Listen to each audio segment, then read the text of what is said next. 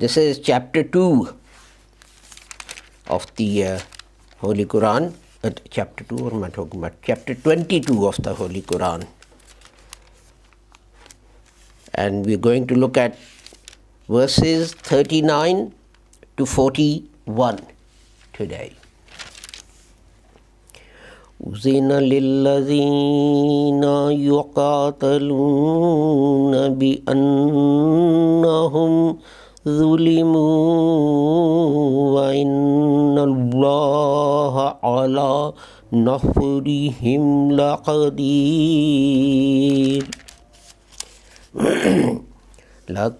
لقدير والذين أخرجوا من ديارهم بغير حق إلا أن يقولوا ربنا الله ولولا دفع الله الناس بعضهم ببعض لهدمت صوامع وبيع وصلوات ومساجد يذكر في اسم الله كثيرا وَلَيَنْصُرَنَّ اللَّهُ مَنْ يَنْصُرُهُ إِنَّ اللَّهَ لَقَوِيٌّ عَزِيزٌ الَّذِينَ إِن مَّكَّنَّاهُمْ فِي الْأَرْضِ أقاموا الصلاة وآتوا الزكاة وأمروا بالمعروف ونهوا عن المنكر ولله عاقبة الأمور. And the English translation of these verses is: permission to fight is given to those on whom war is made, because they are oppressed. And surely Allah is able to assist them. Those who were driven from their homes without any reason, only because they said, "Our Lord is Allah." And if Allah did not repel some people by others, all places of worship, cloisters, churches, synagogues, mosques, in which Allah's name is glorified, would have been pulled down. Surely Allah will help him who helps Allah. And surely Allah is strong and mighty. Those who, if we establish them in the land, they will keep up prayer and pay the poor rate and enjoin good and forbid evil, and Allah's is the end of all affairs. These verses were revealed prior to the Battle of Badr, which was the first battle between the Holy Prophet Muhammad sallallahu alaihi wasallam and the people of Mecca. It was fought on the 17th of Ramadan, which was a few days ago, in the second year after the Holy Prophet's migration. It wasn't May actually, because that is a lunar, the lunar calendar. It was actually on Tuesday, 13th of March, in the year 624. Now, when the Holy Prophet Muhammad sallallahu alaihi wasallam arrived in Medina, the danger to the Muslim community did not end because Meccans continued to try and destroy the Muslim community. So the Holy Prophet Muhammad set about doing a number of things.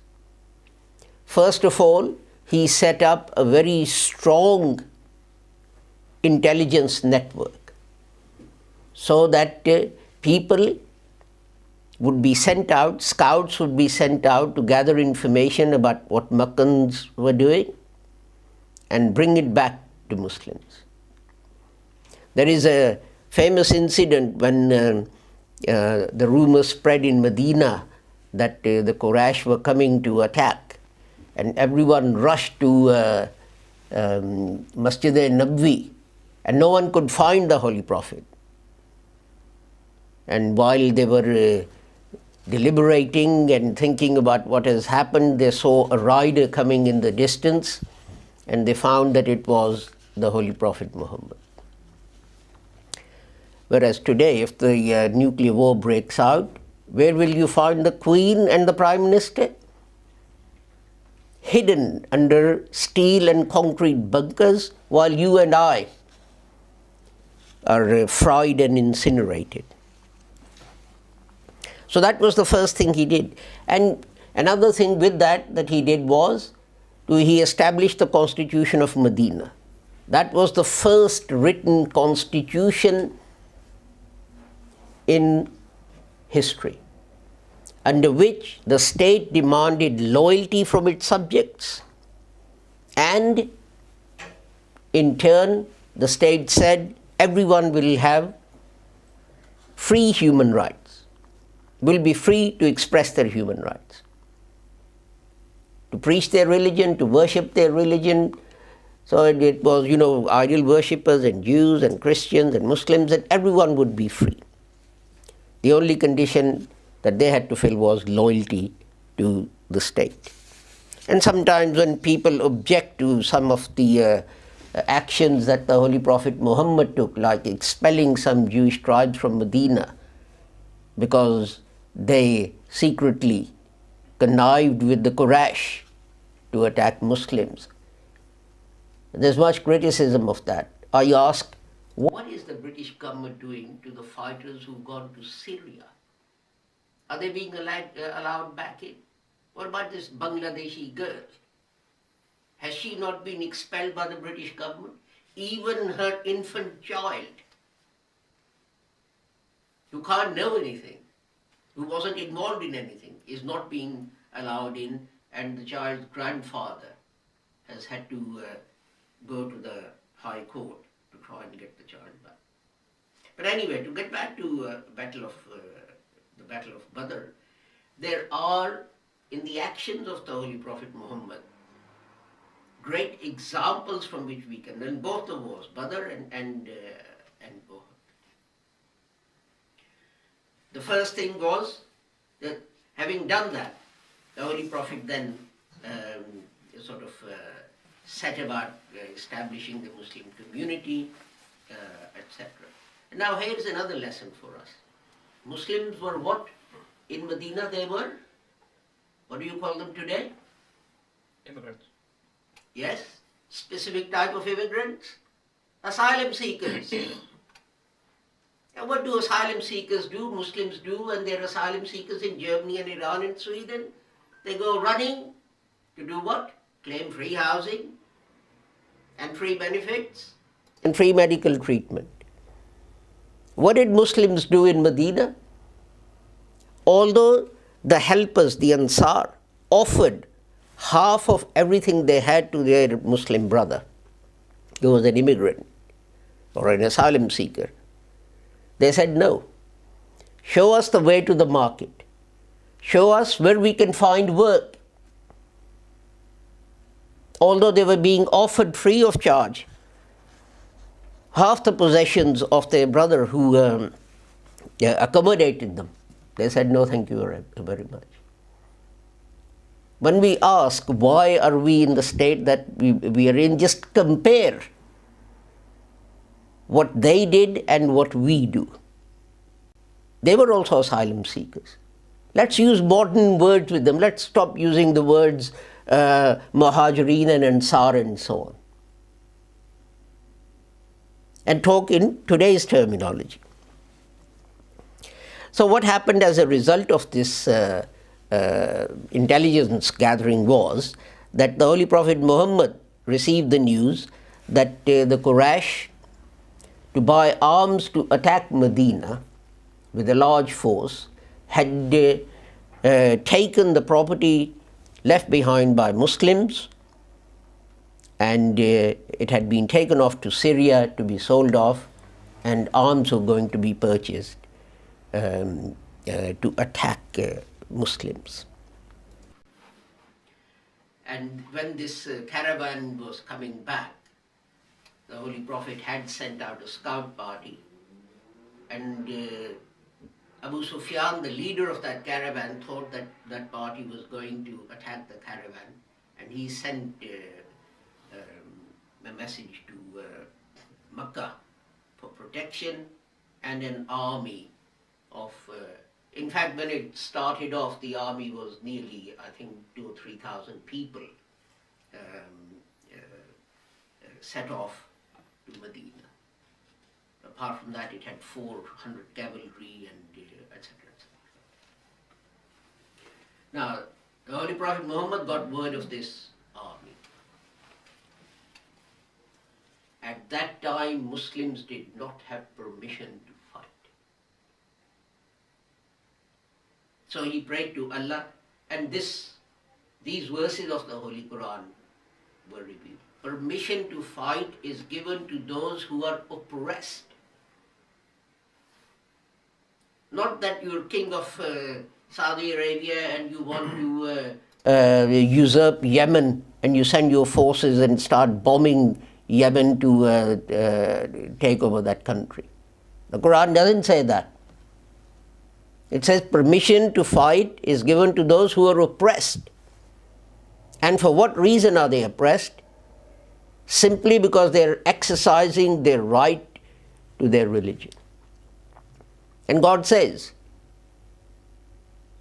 that Muslims are to defend everyone's religious rights. This is why it says, if Muslims didn't exist, then all places of worship where Allah's name is glorified. And it then gives examples, churches and synagogues, and everywhere else it says. And what do we see? What do we see? Churches and temples being pulled down and destroyed in Muslim countries. Churches being attacked at Easter time. Churches being attacked at Christmas time. And then we look all innocent and we say, but why are we in the state that we are in? Because you might say you believe in the Holy Quran, but you don't act as if you believe in the Holy Quran. Now, what did the Holy Prophet do when he heard this news? Oh, by the way, what happened was that the Quraysh also had scouts. And Abu Sufyan sent word to Mecca that he had safely passed the danger zone and he was on his way. And that divided the Quraysh army. Lots of them said our caravan is safe, so why do we want to fight and so on. But of course the head was Abu Jahl, and he insisted that this is an opportunity, we've come this far, we're going to attack. And the Holy Prophet then, what did he do? He didn't take any decisions himself, he called a war council. What should we do? And some people said that, the danger is gone, so perhaps we should go back to, we should forget about it, as Abu Bakr said, and the Holy Prophet said, Abu Bakr said, yeah. And then Hazrat Umar said the same thing. Now remember, these prominent Muslim leaders, what are they saying? The danger is gone, let's not fight. We talk about following the examples of early Muslims and that will make us successful. Well, here is an example. Why don't you follow it? And the Holy Prophet kept on asking, and on the third time when the Holy Prophet asked, then the Hazrat Abu Bakr and Umar they were Quraysh, they were from Makkah. And then people of Medina then stood up and said, O Prophet of Allah, perhaps you doubt our loyalty and sincerity, and this is why you keep asking. But by God, if it comes to laying down our lives, you will not find us less than the Quraysh. So the Holy Prophet then said, well, in that case, we will see what happens. On the other side, Abu Jahl, the army was much reduced, but it was still 1,000 people. And the cavalry was still there. So Muslim army in total was 330. And that has come to become a kind of a holy number in Islam. And those 313, those who survived, 24 I think died, those who survived were given a special stipend by the state until they passed away. But anyway, so the Holy Prophet held a war council. He consulted everyone. He didn't just say, I'm Prophet of Allah and this is my order, how dare you. And these days, Muslim kings and presidents and prime ministers and so on, they act as if they are God. Forget about the prophets. They behave as if they are gods. How dare you question me? You challenge any Muslim leader and suddenly because you become a traitor and this and that and a heretic and a kafir and God knows what else. Well, what's the Holy Prophet's example? And this is the other thing.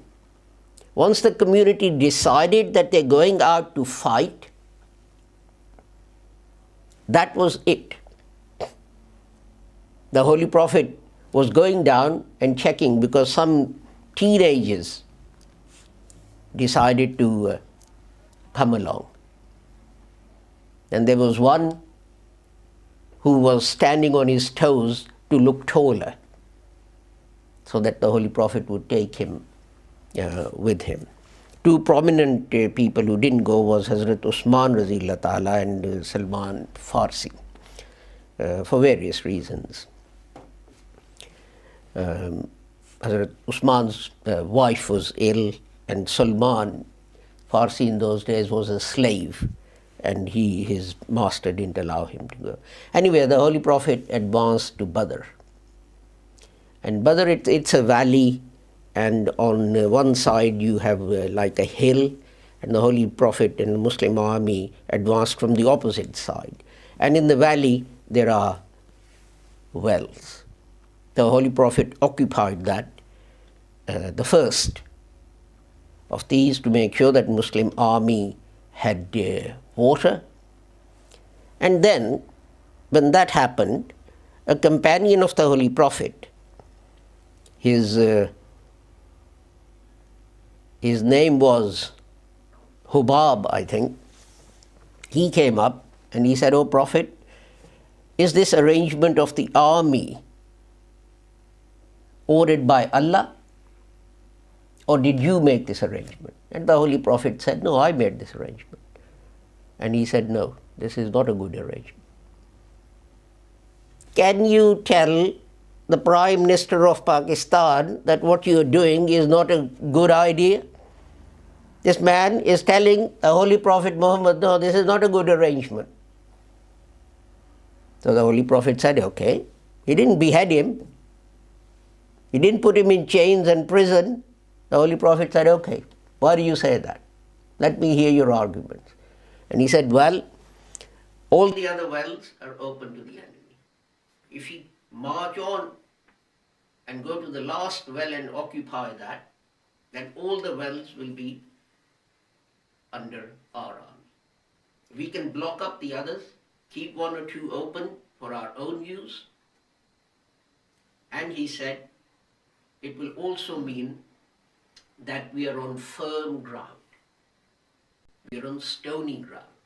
And the enemy that's coming in will be on soft ground, will be on sand. Our intelligence tells us that they've got cavalry. And cavalry will attack us and disperse our foot soldiers. But if the horses and camels have to charge across sand, they won't be able to do it. And you know what the Holy Prophet said? You are right, I was wrong. You are right, I was wrong. We'll do what you say.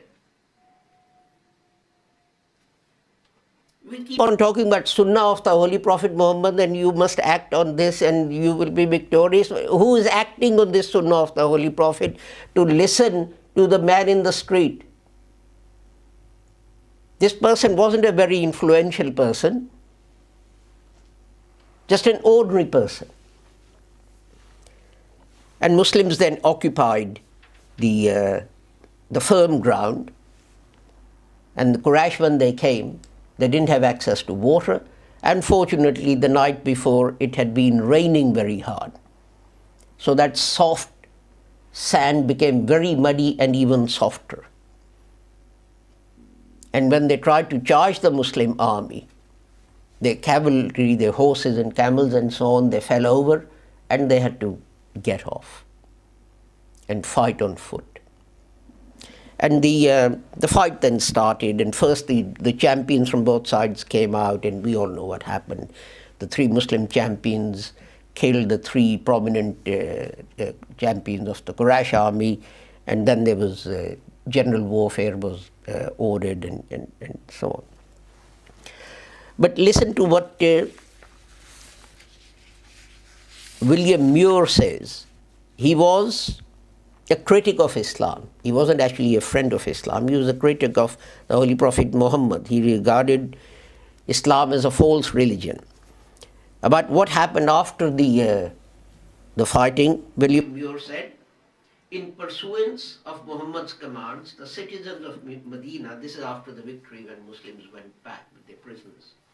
In pursuance of Muhammad's commands, the citizens of Medina and such of the refugees as possessed houses received the prisoners and treated them with much kindness. These are the people who'd come to kill Muslims and treated them with much kindness. Blessings be on the men of Medina, said one of the prisoners in later days. They made us ride while they themselves walked. They gave us wheaten bread to eat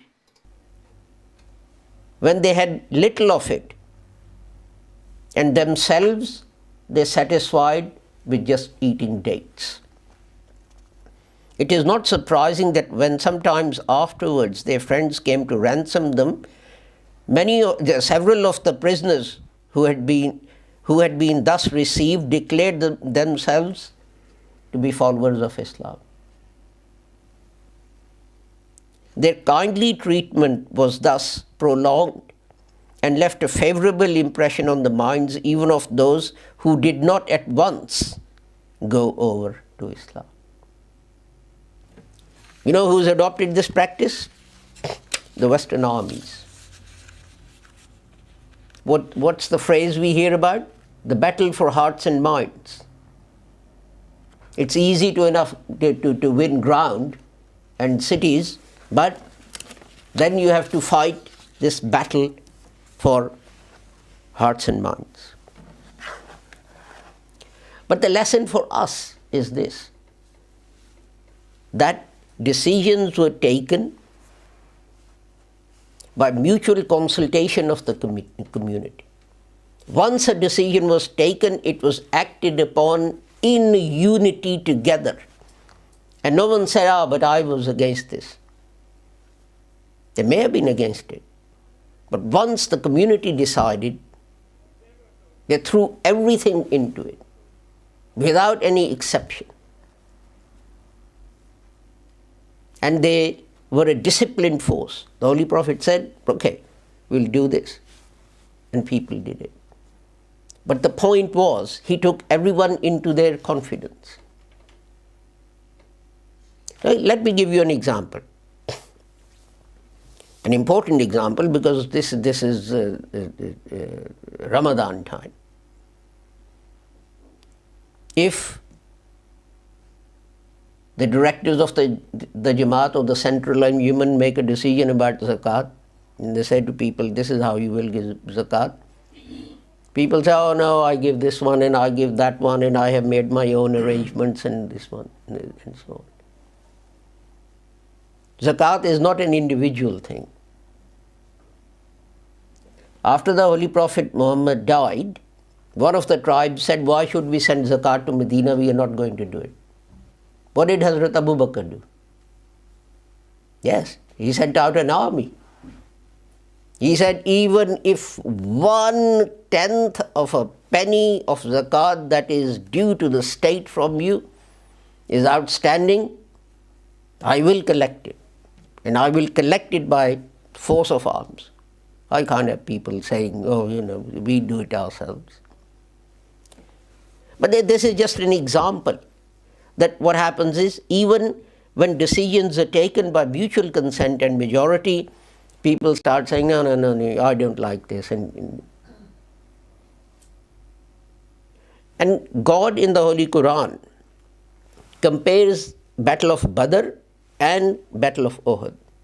And God says, look at how you behaved at the Battle of Badr.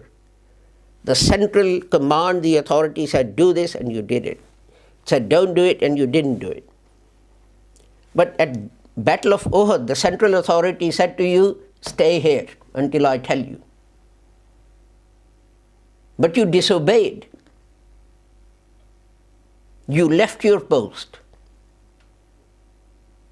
and nearly caused the Muslim army to be destroyed. The Quran itself compares these two. And there must be some reason why the Holy Quran compares. There must be some importance. And the reason and the importance is that the Holy Quran is drawing our attention to these lessons of Badr. That Muslims must make decisions taking everyone into account. No one is lowly, no one is higher, no one is superior, no one is inferior. All decisions must be taken by the community, or these days you have a cabinet and the government and so on. Until a decision is taken, you're free to give your opinion in a nice way. You don't have to say, you stupid man, why are you saying this? Simply say, I disagree. You may not have all the information, rather than saying you're ignorant. But once the community has decided, that is the end of the story. Then you act in unity as one. As if you were the greatest supporter of that decision that has been taken. Only then shall we be successful. This is the month of Ramadan, and I keep on requesting people to try and understand the meaning and the message of the Holy Quran, as well as just reading the Arabic. And learn lessons, because if we learn lessons from the way the Holy Prophet and his companions behaved, we will be successful. If we don't, then we'll be in the sorry state that we are in now. Muslim will be killing Muslim, and the world will be laughing at us.